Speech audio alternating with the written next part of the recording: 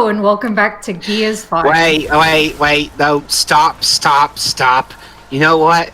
I'm getting sick of this shit. I was supposed to be the main character here, but then Miss I Lost My Dad comes in and steals my spotlight. I know I said I didn't care before, but I've had enough. I lost my dad. Also, I think it was You're still here, aren't you? JD, I think it was the JD, it was her uncle that died. Dad, uncle, they're the same thing at this point. JD. Just ask Dr. Neocortex. We'll compromise. We'll compromise. Her father figure. I'm sorry. Mr. Daddy Issues, you're not exactly in any position to speak. Yeah. Anyway, I am in position to speak. My dad constantly left me behind. Listen, your insensitivity is why you're in the background now. And guess what? Your ultra sensitivity is why you're in this mess right now. All right. Yes. Hold on. Go ahead, Pedro. Go ahead. I think this was in one of the E3 gameplay showcases where we actually commented upon in the E3. Yes, in the E3 2018 trailer, they start off by showing that scene that we saw with Kait going, "It's not about you, it's about me," followed by some gameplay of this. This is the Skiff. It's a vehicle where, okay, I'm not exactly a specialist on this matter, but I don't know, like this vehicle looks a bit silly to me, at least in the context of this franchise. I don't know. It looks overstuffed, I can tell you that. It's a simple Bobcat, but it also uses a solar veil, and the back passenger has to do basically ski lifting in order to steer the place, while the one on the front seat has to handle a turret, I think. Again, it seems too stuffed for its own good. I get the idea they wanted to create a fantastical vehicle, but they couldn't come up with anything much original, so we had to compromise at some point. Basically. Okay, also, this is where the Gears 5 introduces the primary gameplay shift from the previous games. Gears 5, specifically Acts 2 and 3, introduced some, I guess, open world elements. However, unlike the new God of War game, which fully commits to it and fully takes advantage of that new style of design, Gears 5 only does the bare minimum, if I'm going to be totally honest with you. Yes, the areas are wider. You can run around and everything and look at that river and look at that tree and look at that device. But there's not really any side quests or stuff to really do. Yeah, that's the thing, Jova. That's the thing that I was asking. What kind of open world gameplay we're talking about? Something like your typical Ubisoft stuff, where you have the towers that open up the locations on your map, the camp to liberate, from the locust in this case. Okay, let me see if I can explain this properly. Basically, you have this big wide area, right? There's a specific point where you're supposed to go to move the story forward. However, you can deviate from that path because the area is very big, and you can find more ammo. You can Attridge over there are exactly not. There we go. Let me look at the map. Okay. Okay, I get what you mean. I think this is still technically a bit more linear. I get the idea that they wanted to just open it up a bit to try to experiment new things, but I guess I have to see how it plays for the rest of it. Sure. Not that I don't worry, Jova. I know what you're gonna say, and there are two side quests. Those, there's one side quest in this act and one side quest in Act 3. Not that I blame you for not knowing that, because those side quests are incredibly easy to miss, and I personally didn't bother with them because the thing is, Teo, as far as I can tell, the game doesn't really have that much incentive to get into fetch those side quests, because from what I can tell, you only get like an extra weapon or something.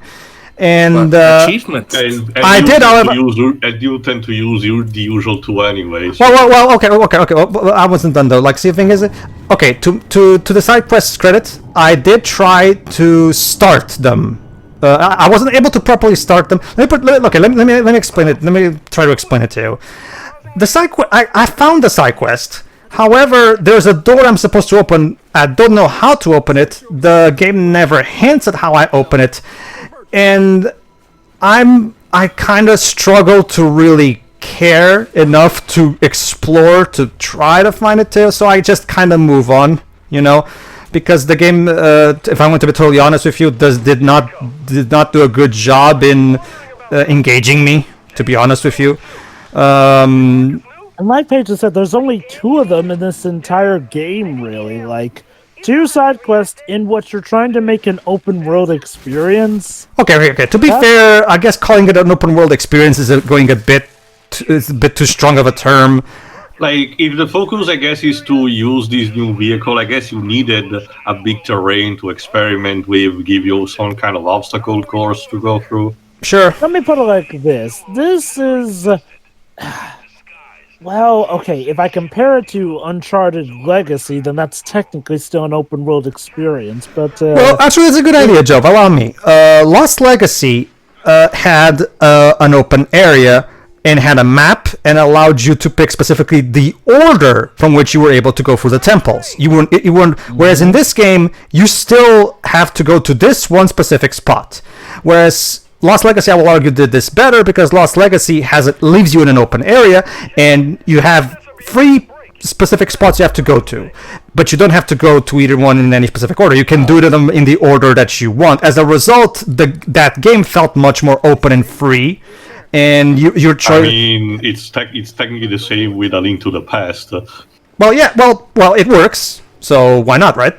A Link to the Past invented open world games. 10 out of 10. Well, Tail, allow me to remind you that Zelda 1 was a pioneer.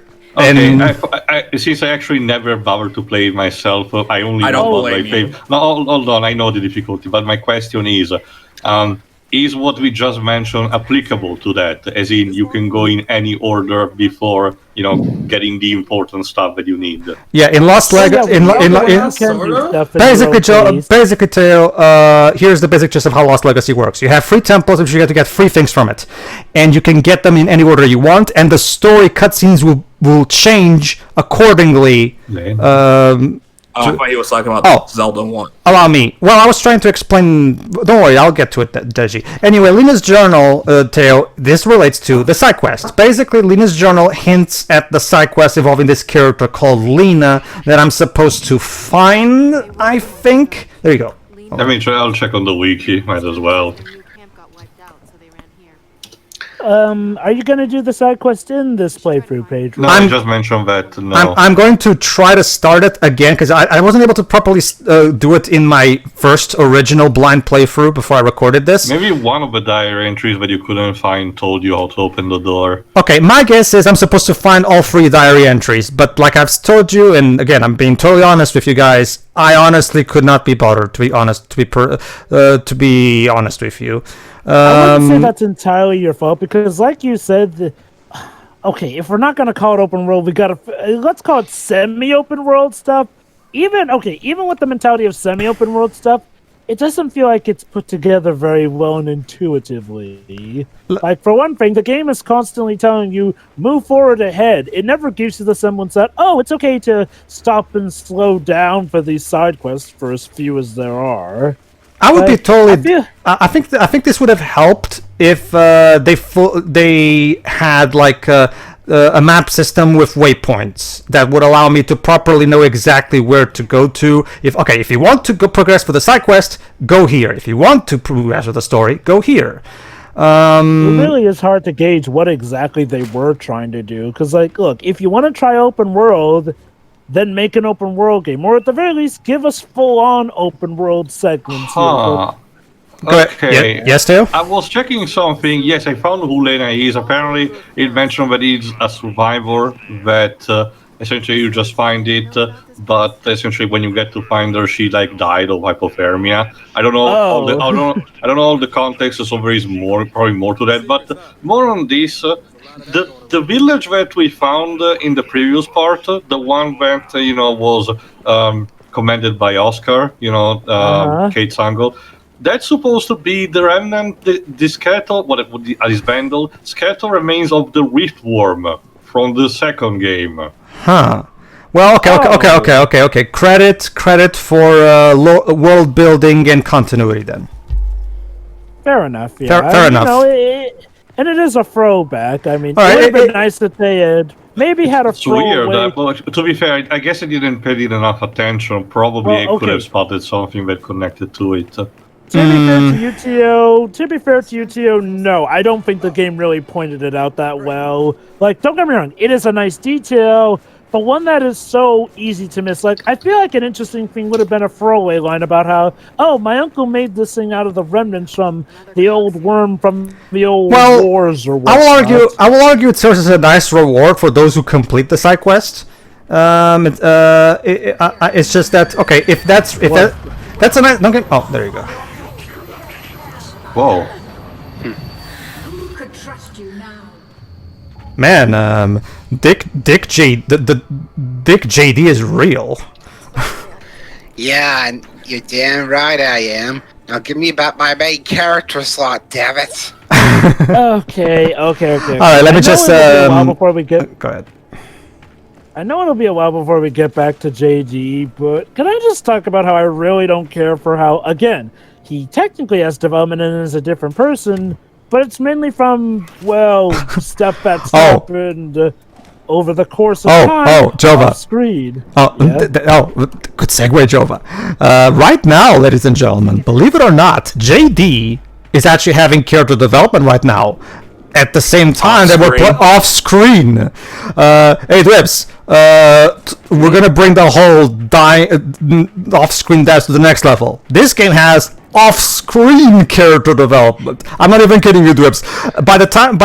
When we start Act 3, we're gonna meet JD again, and we're going to be verbally told by him what happened and how. But we'll get to it. You'll get to it. Oh my god, Pedro, it's like that one. It's like that one episode of Pokemon Sun and Moon where Ash rides on his Ultra Bee, saying he talks about this adventure that he had. It's like, oh man, you had to see it. It's like it was so cool. Oh, like okay, so how did it happen? He poorly explains it. I never saw that, so I can't comment on it. But let me just quickly. Okay. This is why I hate. Okay, this is why I hate off-screen stuff. Supposed to be a visual medium. You know, you see things, and yet, if you keep telling us important stuff, I might as well be reading a book. Here's an idea. Why not have a dual protagonist game? We alternate between Kait and JD. Wouldn't that be a better idea? Too much work. Wouldn't that be a better idea? I don't know. No, not really.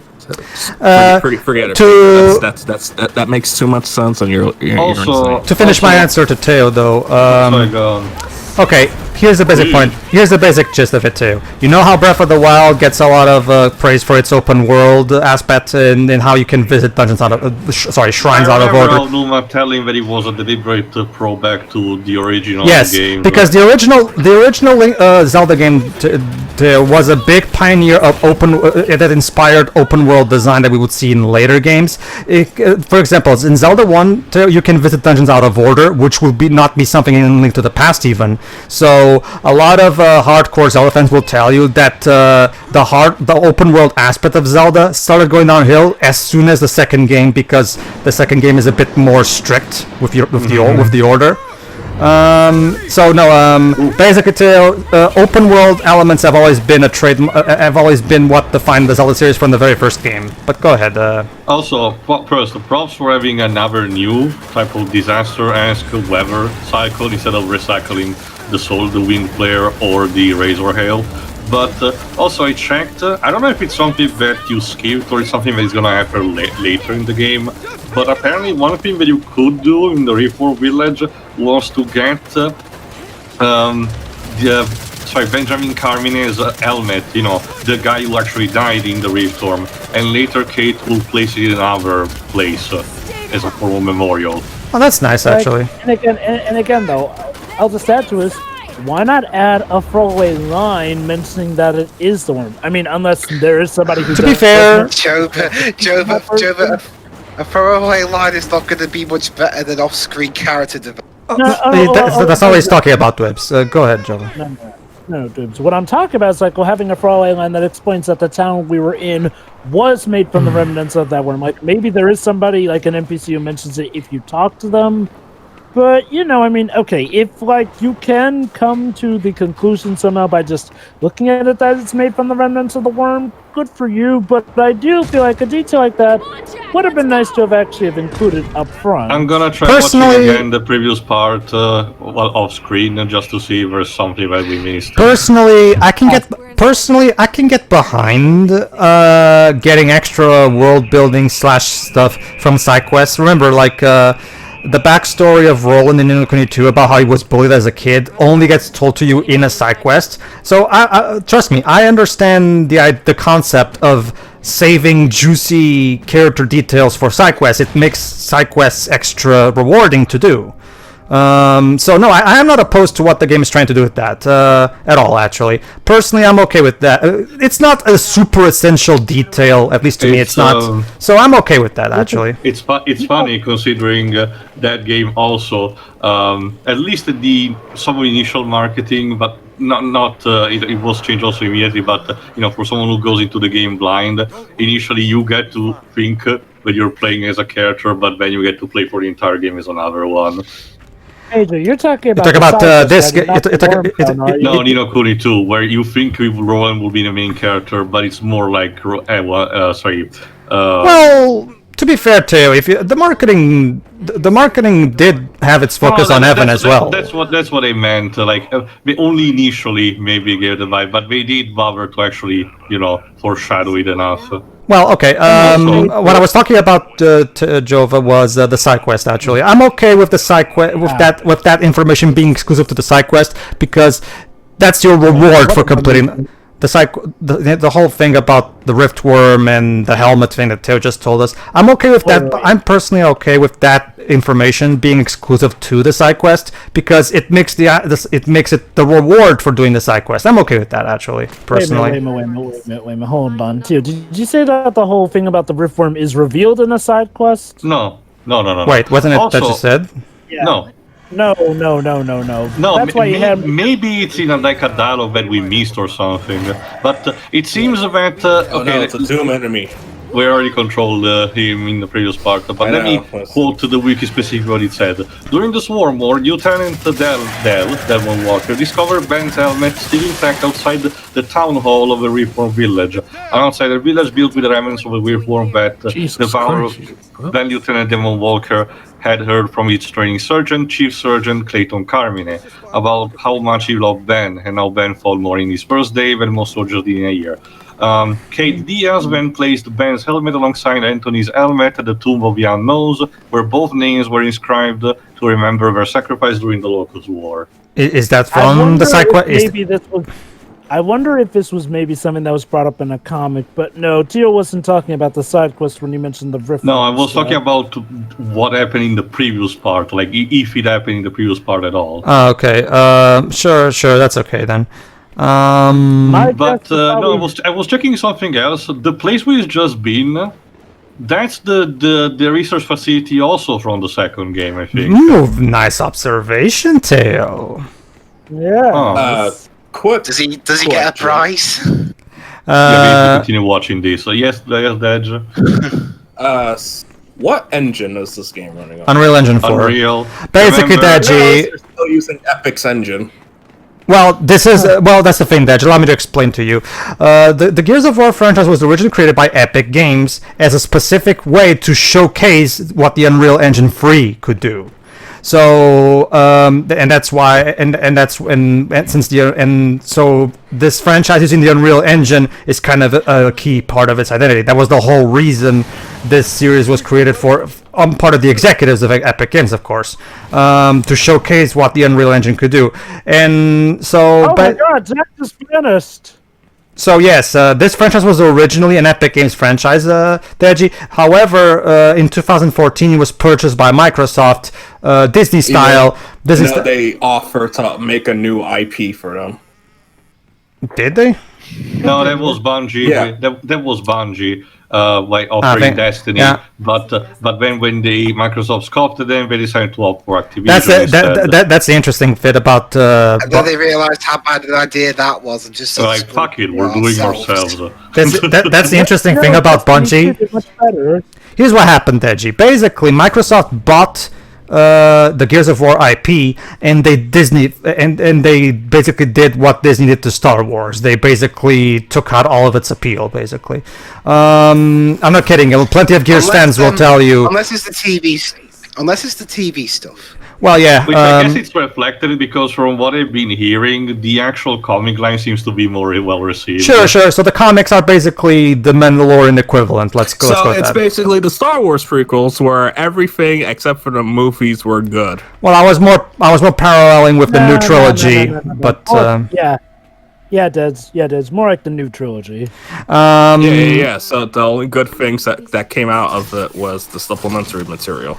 But what you were thinking about, Deji, was actually Bungie. After Bungie was officially done with Halo, they were tired of working on Halo by that point. They pitched Destiny to Microsoft, and at the time, the head of Xbox was Don Matrick, and Don Matrick wasn't really interested. Which is interesting because Phil Spencer is a big fan of Destiny. So if Bungie had waited a few more months, they would have been able to. So let me get this straight. Bungie was tired of making Halo, so they decided to make Halo again. Well, that's I'm not really in a capacity to comment on that because I haven't played Destiny nor Halo. So. But basically what happened was Bungie pitched Destiny to Microsoft, and since Microsoft refused it, Bungie decided to part ways with Microsoft and just pitch it to Activision. Basically, that's what happened. Also, yes, Gears, I have played Last of Us. Thank you very much.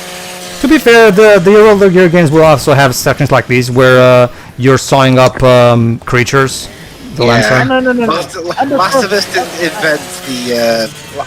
didn't invent bits where you saw off limbs. Hold on, before you pounce on me, guys, I'm pointing out the fact that it's pretty much the layout like one of the stealth sections against the clickers in Last of Us. Right down to the way that the robots are switching with those tentacles on them. But they don't really move Mr. Hexion. The clickers instead move all over the place. Mr. Hexion, I'm JD. I pounce on everything. Also, the clickers don't move around nearly as much as, say, the runners or stalkers do. But they still do. The robots do not actually move until they actually spot you. That actually gives me a chance to explain. Basically, these why are they covered in blood? Because they are possessed by whatever goof these worms is using. Yes. It's not blood exactly. It's more like oil. No, it's not blood. But I was like, oh. It's more like oil. In red tendrils, actually. Yeah. The idea. Okay. Yes. The DBs basically stand still. You can try to stealth kill them from behind, or you can just saw them up like I'm doing. Shit! My video thingy. Can I have a time, please? Go to 23 and something. 23:21. Okay, just wait. Like I said before, the stealth mechanics aren't the best in this game, so try your best to make do with them. Which brings up one of my major issues with this game regarding the gameplay specifically. But first, hold on, Wibs, and click. One of my big problems with this game, gameplay-wise, is how it introduces new elements, but it doesn't actually commit to them. Okay, we have some. I'm still in the opinion that video games should stop adding stealth sections that feel half-assed. Well, that's just me. Well, obviously, but let me. Okay, hold on. Okay, here's the basic idea. First, they add these stealth mechanics, but they don't actually commit to it. They don't actually go out of their way to actually flesh out these stealth mechanics to make the stealth satisfying. Instead, the stealth is very bare bones and doesn't even work that well most of the time. Open world stuff, they bring up this element. They don't really commit to it like God of War did, and just kind of half-ass it in a way. Not to their credit, apparently the side quest that does have a nice thing in it, so that's nice. But at the same time, like if you're gonna bring this to the game, actually commit to it and flesh it out a bit better than this. I get that they only have 3 years to make this game. I get the feeling, okay, if you didn't have the time to properly create to properly flesh out the open world elements, you probably should have not put them there, because if you put the open world elements in this game and you only leave them half baked, As a result, it ends up becoming unsatisfying because, like, you see the potential there, but it's not fully realized because the developers either could not commit to it or just chose not to. Either way, hey, I maybe this is something one of you guys can answer. Do people really care if a game is open world? It's like, oh, that has to be the selling point, or else I won't buy it. Depends on the franchise to me. Okay. Here's the thing, Dej. Open world, while not to the level of, say, third-person shooters after Call of Duty became a thing, open world kind of became something of a trend. Now, it did not necessarily mean that it needed to be there, but you know how companies tend to be when gamers tend to like something that just happens to be a trend. They immediately think, oh my god, we need to jump on this train to get absolutely the most money possible. Never mind the fact that if our franchise is actually geared towards it. No, we gotta jump on that. It's like how franchises were all around suddenly including Battle Royale, or how companies were suddenly again forcing open world. Yes, this is a Ubisoft rant, because I'm just noticing a lot of the games they make are all open worlds. I'm just like, man, are people getting burnt out with this stuff, or yes, people are getting tired of it. Okay. There definitely was a marketing point, and don't get me wrong, there are still some franchises that do function well with the open world, but yeah, people are definitely getting worn out with an open world oversaturation. Now, granted, if the games are good, people may not care as much about it because, you know, a good game is a good game still, but when it becomes the norm, it starts to feel like it's just, not that being a good game automatically stops that kind of to stuff. me, it boils down to the execution. Like something like Ghost of Tsushima, which does a great job in streamlining the more tedious parts of an open world game, like the Ubisoft ones that Deji was mentioned, is fine by me. And as for the whole, does it have to be open world? For that question, Deji, I will say it depends on the franchise. Something like Breath of the Wild was something that was basically it was overdue because the Zelda series, specifically Skyward Sword in particular, was an incredibly linear game that made a lot of people like not gel with it because, you know, like a franchise that literally started by pioneering the open world genre is now doing a hallway-like game in terms of progression. It does feel like a huge step back. So as a consequence of that feedback, Breath of the Wild went back to the drawing board and used Zelda 1 as its primary inspiration for basically creating what would Zelda 1 be like if it was made today. So that's one of those cases. Go ahead, Shiri. I feel like if the game's story and just the nature of the world lends itself to an open world environment, then go for it. But if it doesn't, maybe don't. This is actually a good segue. What the common trapping that this kind of the open world games can fall flat into it, particularly stuff like, say, Mad Max, is that as a consequence of creating this particular type of open world game, the story takes a huge nosedive in terms of length. It will be, most of the time, it will be very short when you get down to it, and most of the stuff that you do, it's stuff that you do separated from it, like, say, liberating a camp, discovering an artifact and so on, which, on a gameplay point of view, is perfectly fine. But if you play that kind of game for the story and maybe you do all the stuff in the area and then you try to progress the story in a linear fashion, you beat it in basically an hour or two tops, and you're like, wow, that was it. Yeah. Let's look at something like Crash Bandicoot. Crash has arguably had a good foyer into open world with Crash Insanity. He's also arguably had a bad try at open world with Mind Over Mutant here. The AI is still functional? Basically, yes. For the context, that the doctor who ran this facility, as Marcus also told, transfer his consciousness into an AI, and Marcus and his Delta Squad did talk with said AI in Gears 2, but they had to hastily leave the place for one reason or another. But the AI is still functional, I guess. So that's what we'll see in the next part. Exactly. Yes. So see you then. See you then. Yeah.